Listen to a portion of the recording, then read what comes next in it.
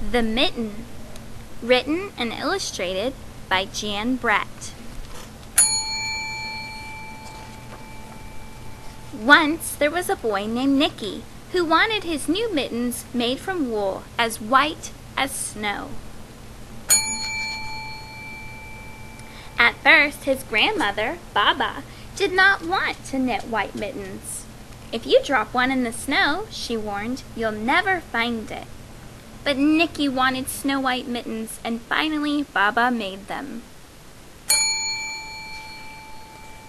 After she finished, she said, "When you come home, first I will look to see if you are safe and sound, but then I will look to see if you still have your snow-white mittens." So off Nicky went, and it wasn't long until one of his new mittens dropped in the snow and was left behind. A mole, tired from tunneling along, discovered the mitten and burrowed inside. It was cozy and warm and just the right size, so he decided to stay. A snowshoe rabbit came hopping by. He stopped for a moment to admire his winter coat. It was then that he saw the mitten, and he wiggled in feet first. The mole didn't think there was room for both of them, but when he saw the rabbit's big kickers, he moved over. Next, a hedgehog came snuffling along. Having spent the day looking under wet leaves for things to eat, he decided to move into the mitten and warm himself.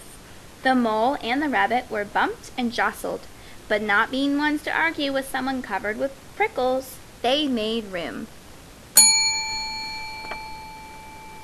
As soon as the hedgehog disappeared into the mitten, a big owl, attracted by the commotion, swooped down. When he decided to move in also, the mole, the rabbit, and the hedgehog grumbled. But when they saw the owl's glinty talons, they quickly let him in. Up through the snow appeared a badger. He eyed the mitten and began to climb in. The mole, the rabbit, the hedgehog, and the owl were not pleased. There was no room left, but when they saw his diggers, they gave him the thumb. It started snowing, but the animals were snug in the mitten. A waft of warm steam rose in the air, and a fox, trotting by, stopped to investigate. Just the sight of the cozy mitten made him feel drowsy. The fox poked his muzzle in. When the mole, the rabbit, the hedgehog, the owl, and the badger saw his shiny teeth, they gave the fox lots of room. A great bear lumbered by. He spied the mitten all plumped up.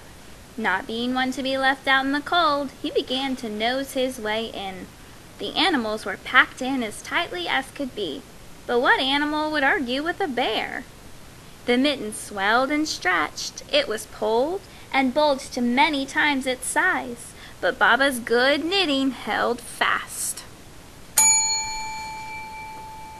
Along came a meadow mouse, no bigger than an acorn. She wriggled into the one space left and made herself comfortable on top of the great bear's nose. The bear, tickled by the mouse's whiskers, gave an enormous sneeze. Achoo! The force of the sneeze shot the mitten up into the sky and scattered the animals in all directions. On his way home, Nicky saw a white shape in the distance. It was the lost mitten silhouetted against the blue sky. As he ran to catch his snow-white mitten, he saw Baba's face in the window. First she looked to see if he was safe and sound, and then she saw that he still had his new mittens.